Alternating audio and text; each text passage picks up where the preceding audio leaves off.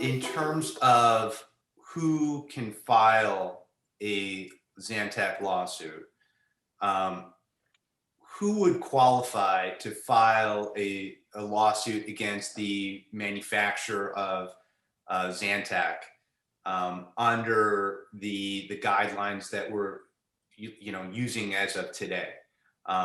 Is it the individual? Is it the family? Is it both?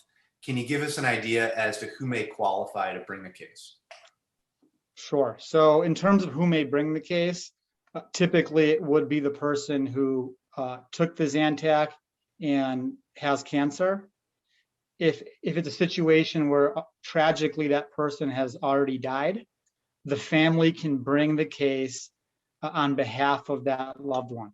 So they would bring the case as the administrators of the estate of the family member who is now deceased. The criteria that we're looking at is, has the person, did the individual take Zantac on a daily or regular basis for at least 6 months?